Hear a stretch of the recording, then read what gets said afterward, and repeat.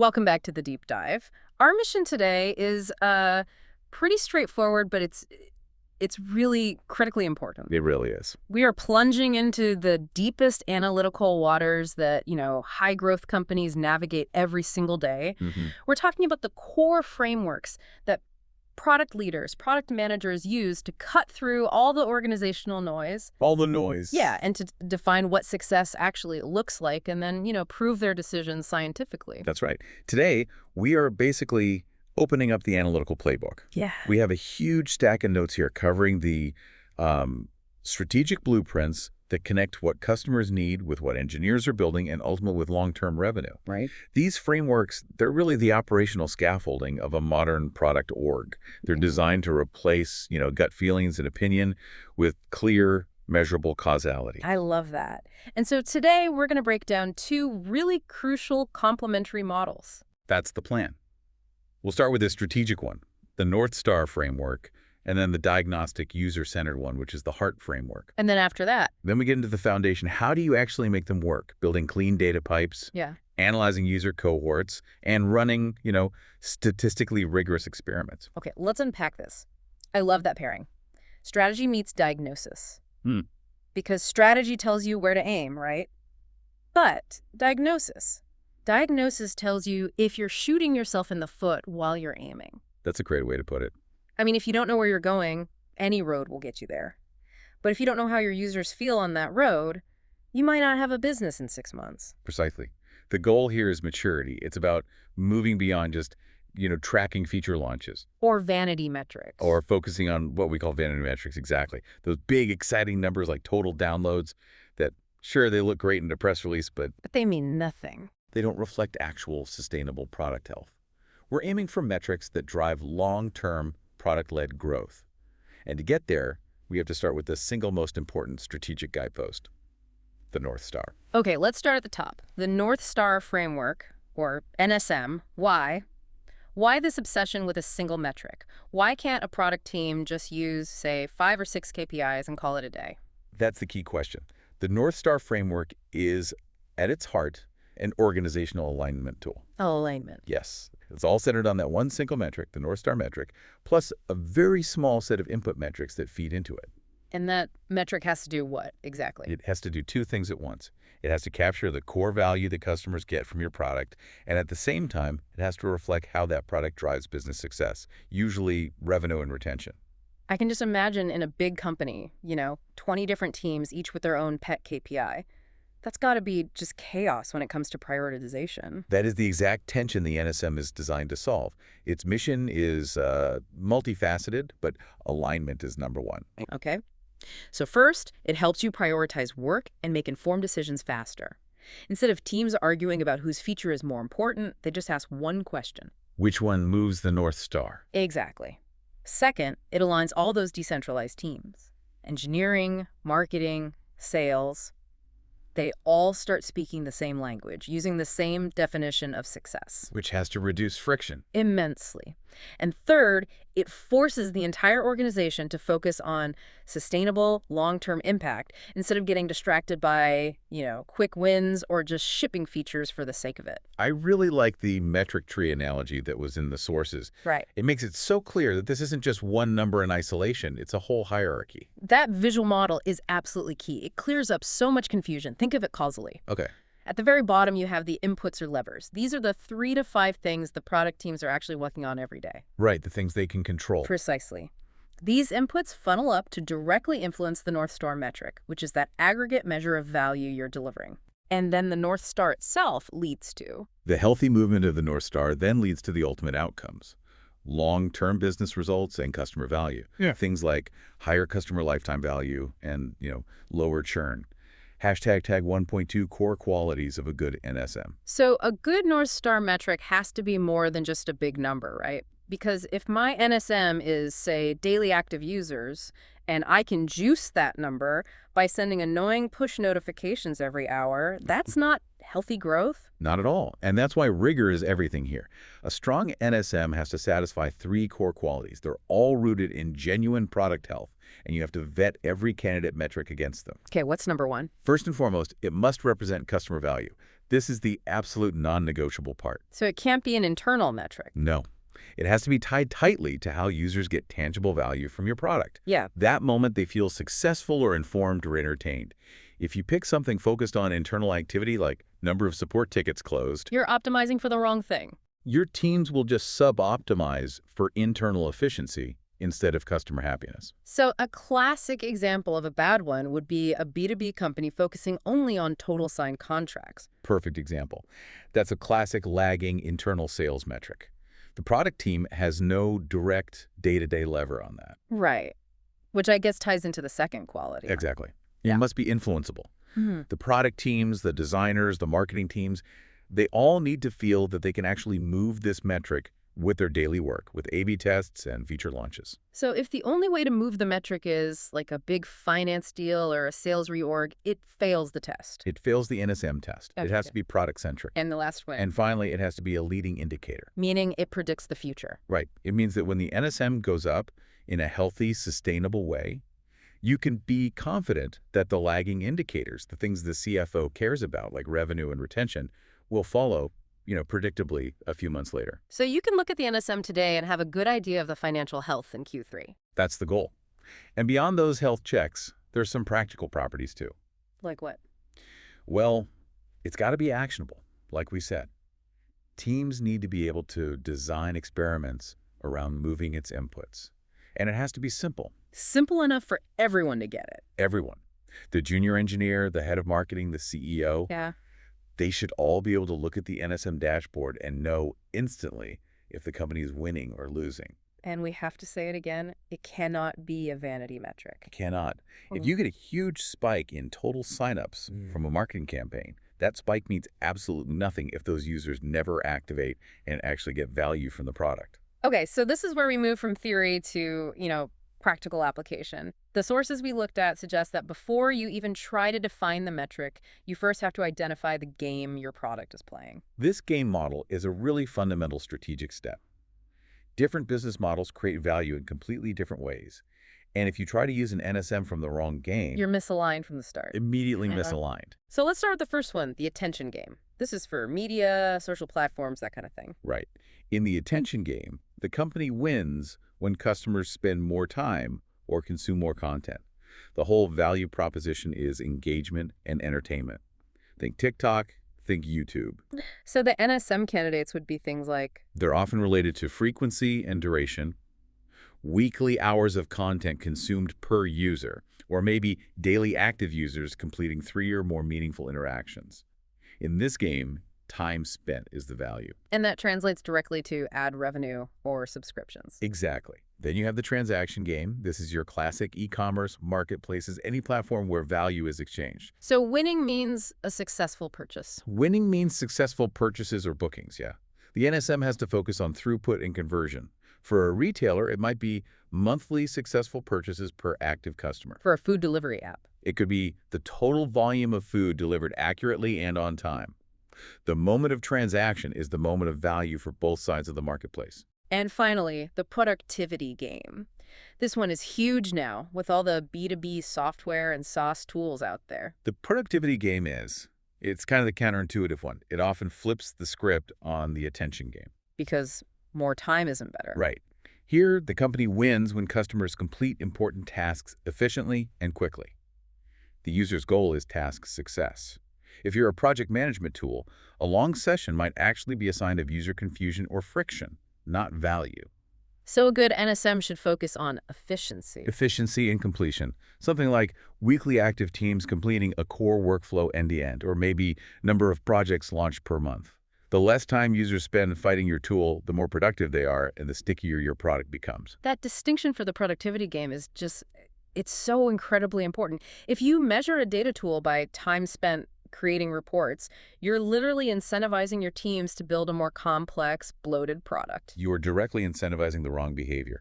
And, to ground this, let's go back to that classic Netflix example. From the DVD era. From the DVD by mail era, yeah. Yeah. Back then, Netflix wasn't really playing the attention game yet.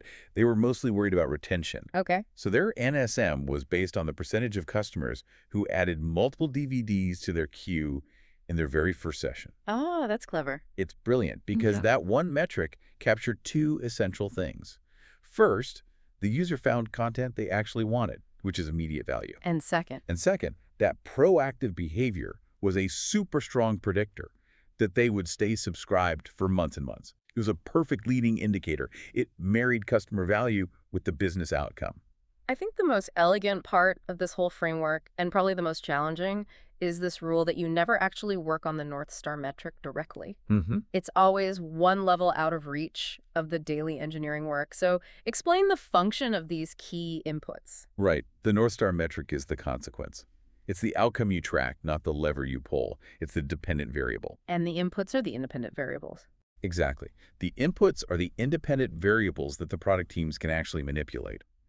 They're usually defined as, 3 to 5 complementary metrics that directly influence the NSM and, crucially, are controllable by product, design, and marketing. So the North Star is just a function of these inputs. You could think of it that way, yeah. NSM equals F, input error input. Okay, that sounds great in theory, but here's my challenge. Let's say the NSM for a subscription box is monthly revenue per user. Okay. And one of its inputs is number of new boxes purchased. How do you stop the marketing team from just spamming users with unsustainable discounts to hit their input number, which would actually hurt the overall health of that MRPU? That is the core difficulty of implementation, and it's exactly why the inputs have to be complementary and counterbalancing. A well-designed NSM structure prevents that exact kind of sub-optimization. So if marketing jacks up the number of new boxes with discounts, It will likely tank a complementary input, like average profit margin per box or retention rate after the first box. okay. So you need a mix of quantity and quality inputs. You have to. Let's use that grocery delivery service example again. Their NSM is complex. Total monthly items received on time. That covers the whole journey. Right. But their inputs are focused on very specific, actionable levers. Like what? Okay, so 1, number of orders placed. That's your quantity and acquisition lever. Sure. 2, average items per order. That's a product discovery basket size lever. Okay. 3, percentage of orders fulfilled. That's an operations and product quality lever. And 4, percentage of deliveries on time. That's logistics and user experience. I see the alignment immediately. The marketing team owns input 1, but if they drive low-intent users who cancel all the time, they'll crush input 3, the fulfillment percentage. Right. And the engineering team can focus on making the app's logistics better to maximize input 4. Everyone knows their piece of the puzzle. It creates systemic discipline. The elegance is that working on the inputs forces the team to figure out which specific levers are actually driving the overall outcome.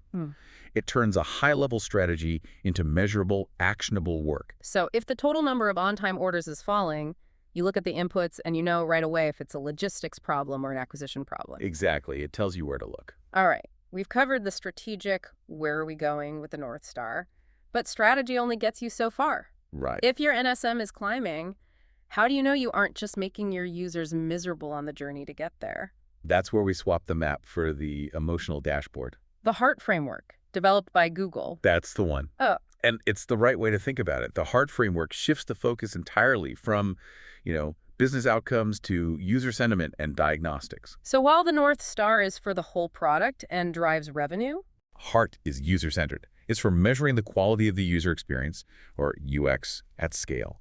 It's so critical for PMs because it helps them diagnose those little friction points that the NSM might only signal abstractly. #tag 2.1 what is HEART and the goal signal metric GSM model. Okay, so let's define the acronym for everyone. HERT. Okay, H is for happiness.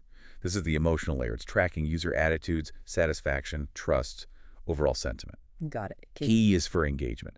This is about the depth of user involvement. We're looking at frequency, intensity, meaningful use A. for adoption. So the rate at which new users start using the product or existing users start using a new feature. R. R is for retention.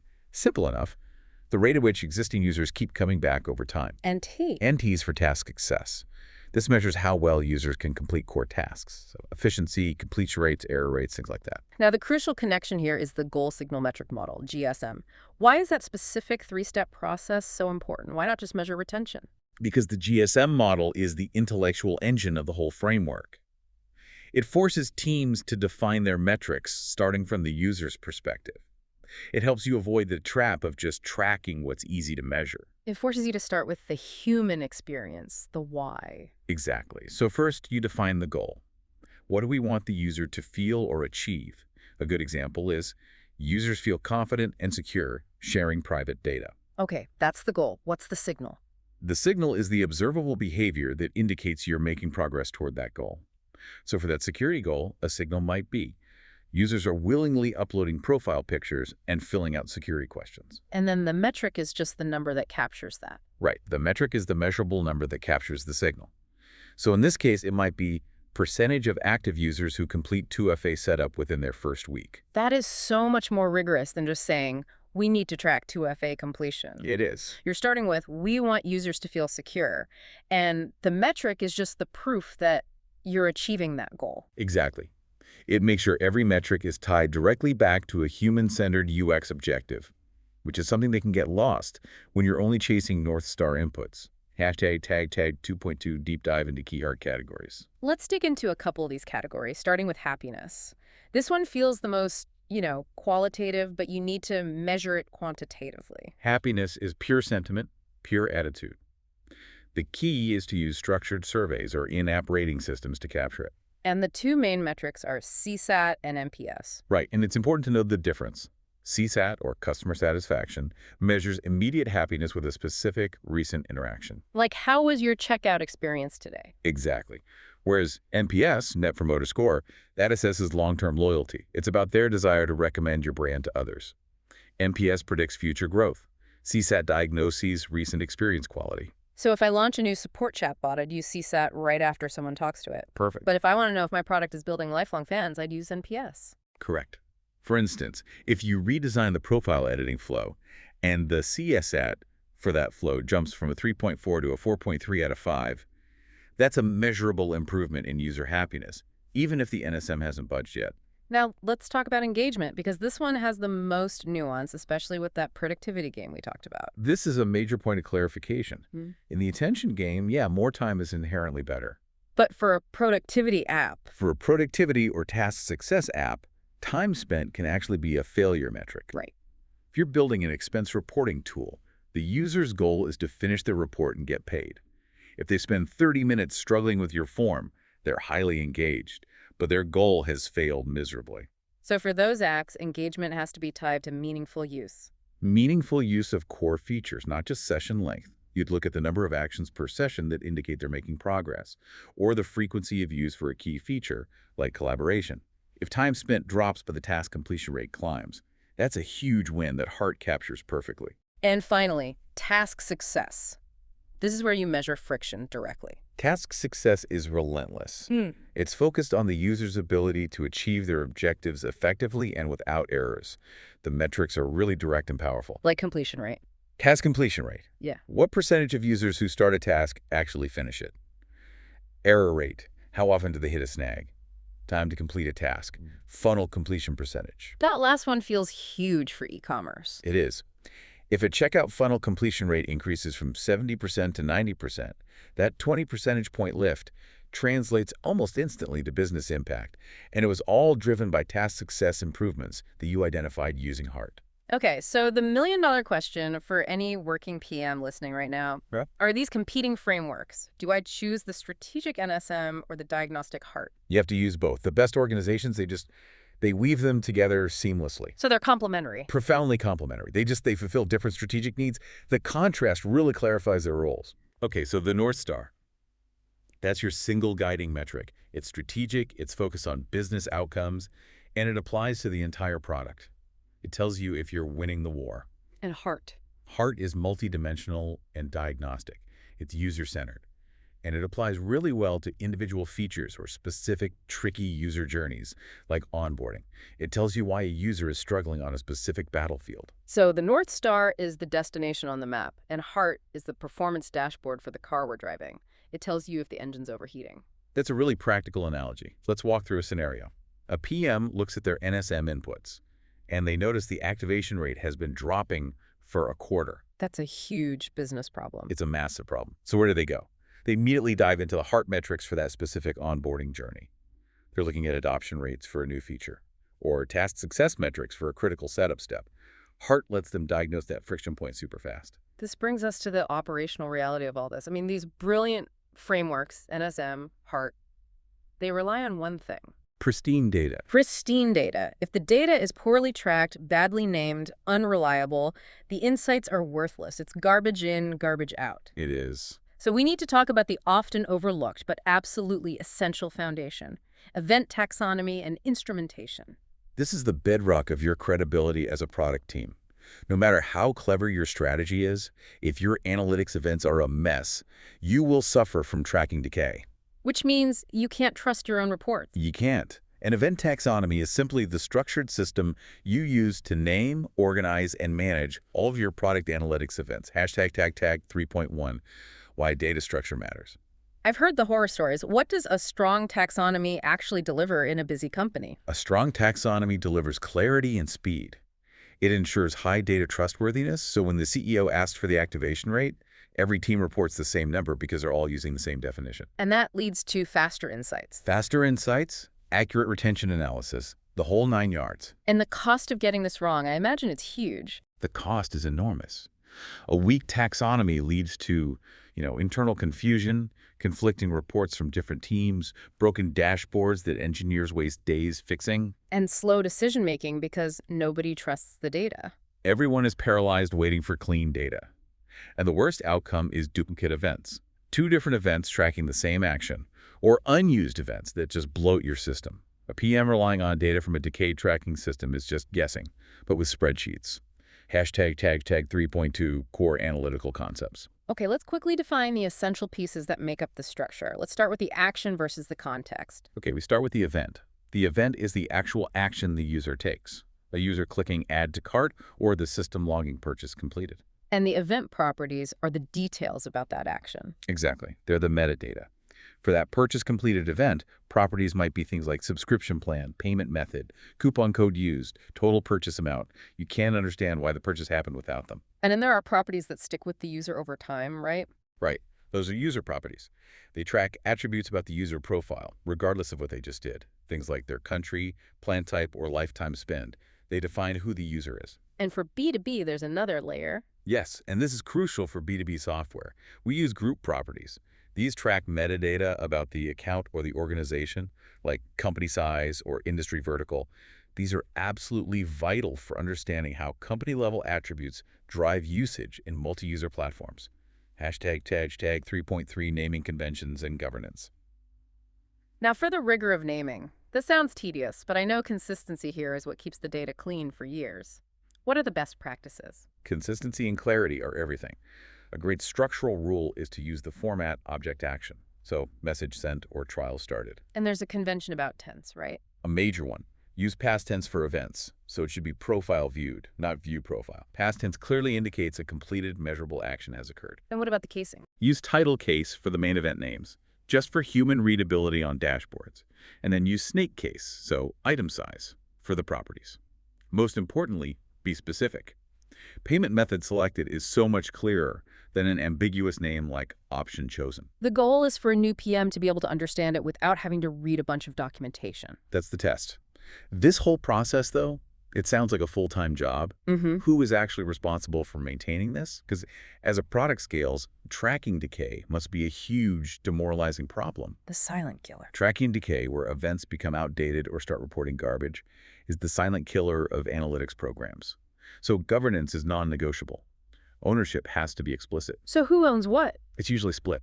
The product manager has to own the definitions. The PM dictates the event name, defines why it matters, and maintains the documentation, making sure it all maps back to the NSM and HART metrics. And engineering. Engineering owns the implementation, the instrumentation, and the code. And the data or analytics teams own validation and reporting. They make sure the data is clean before it hits any dashboard. If a PM doesn't actively enforce the taxonomy, engineers under pressure will just invent their own confusing event names, and the system falls apart. Hashtag tag 3.4, tracking for retention.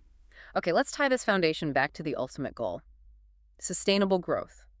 Retention is the lifeblood, and good retention analysis requires super precise event tracking. Absolutely.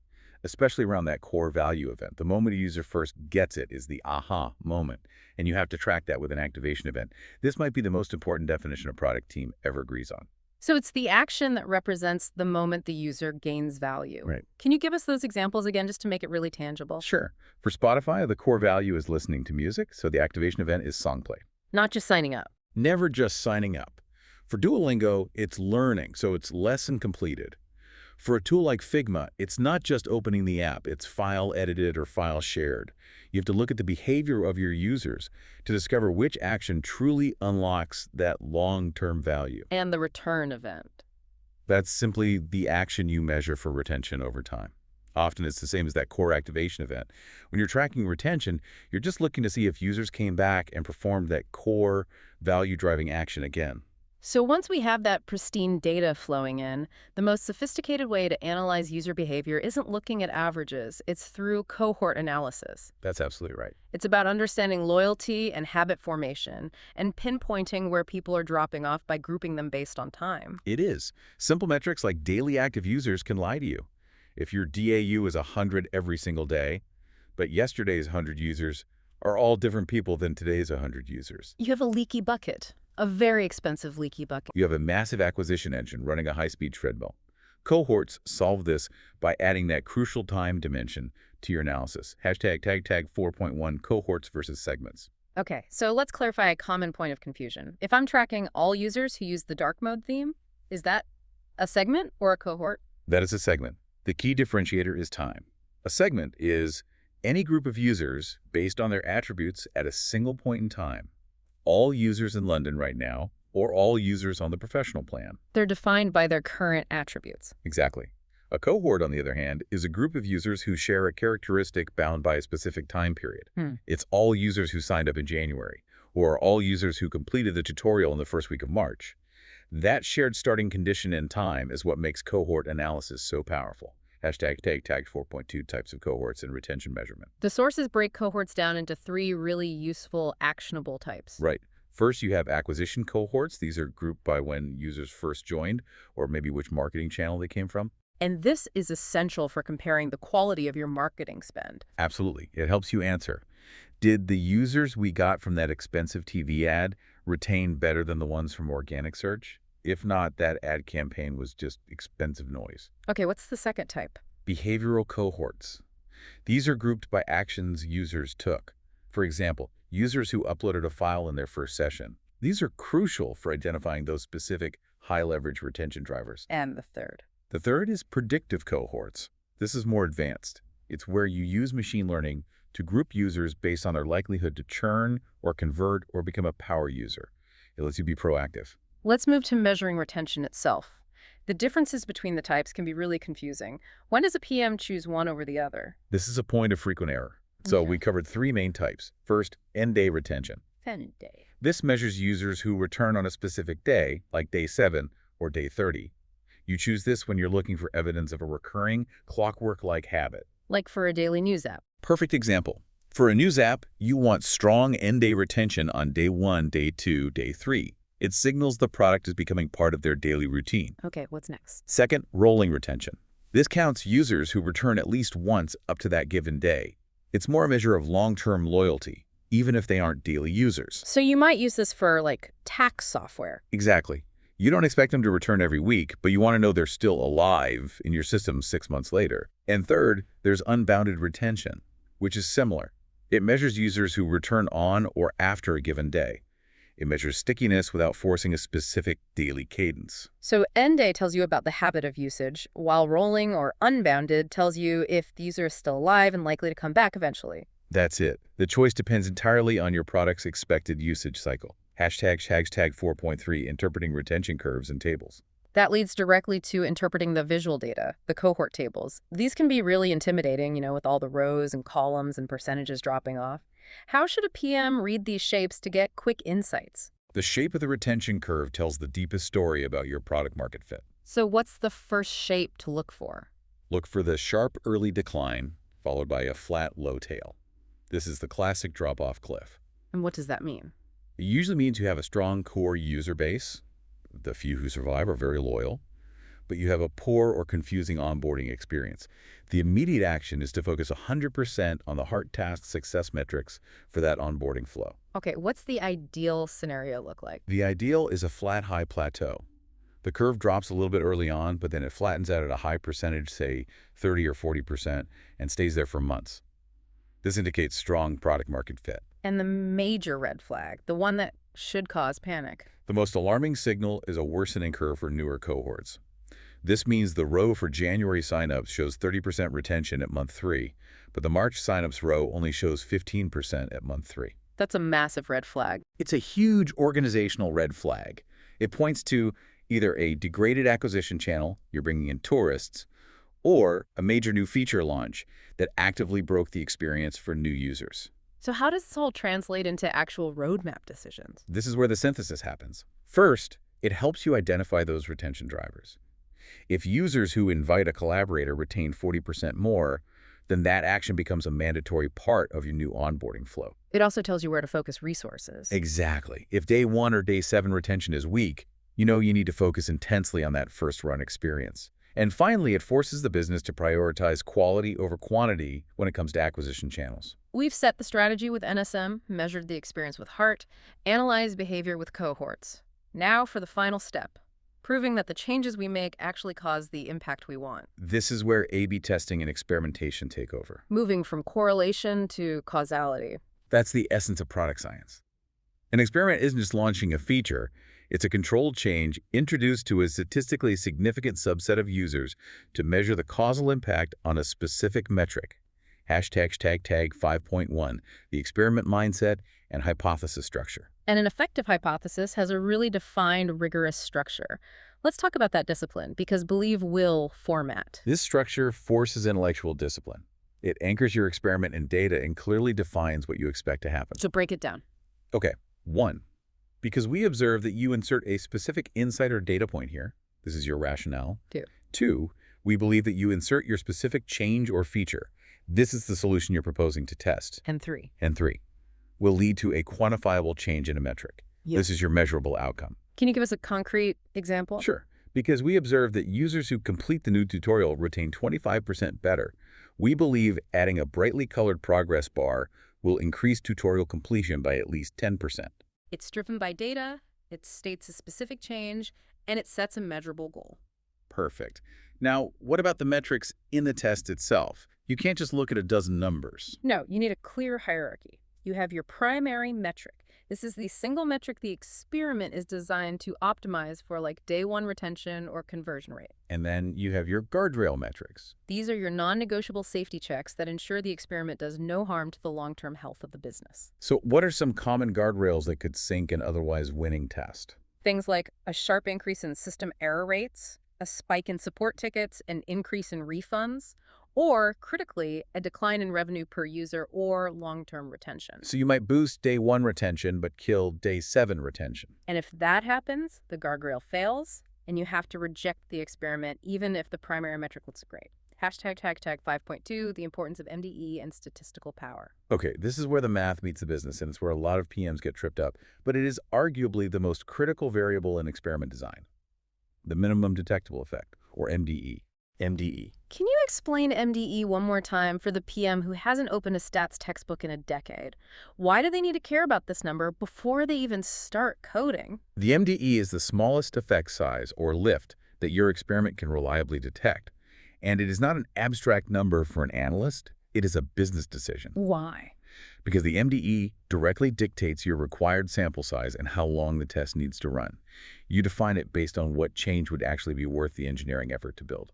So if my conversion is 20% and I decide a lift to 22% is the smallest change that justifies the work, my MDE is 2 percentage points. Exactly. You are designing a test that is sensitive enough to detect that specific lift and no smaller. So MDE forces a trade-off between sensitivity and speed? Precisely. A tiny MDE means a very sensitive test, but it will require a massive sample size and could run for months. A very large MDE means a quick test, but you risk missing real, modest improvements. And MDE ties directly into statistical power. Power is the assurance of the test. It's the probability that your experiment will detect a real effect if that effect actually exists. The industry standard is 80% power. Meaning you're 80% confident that if the feature is a winner, your test will tell you it's a winner. Right. And low power is dangerous because it increases your risk of false negatives. You risk throwing away a good idea because your test wasn't powerful enough to see its effect. So if my traffic is low, I just have to accept that the test might not be feasible unless I'm aiming for a huge, probably unrealistic MDE. Right. If the sample size calculator says you need 3 years of traffic to achieve 80% power with a 1% MDE, the PM has to walk away or redesign the feature for a much bigger impact. The math provides necessary discipline. Hashtag 5.3, avoiding common statistical pitfalls. Lessons from Evan Miller. Even with the right framework, experiments fail all the time because of human error and statistical missteps. What are the most common traps that PMs fall into? The first and the most notorious is peaking. Ah, yes, hitting refresh on the results dashboard every 5 minutes. Exactly. It's the temptation to look at the results before the predefined end date and stop the test early as soon as it looks like a winner, And why is that so bad? because it massively inflates your rate of false positives. Yeah. You're basically tricking yourself into thinking random noise is a real signal. You have to predefine your sample size and run the test for the full duration, period. Okay, that's next. The novelty effect.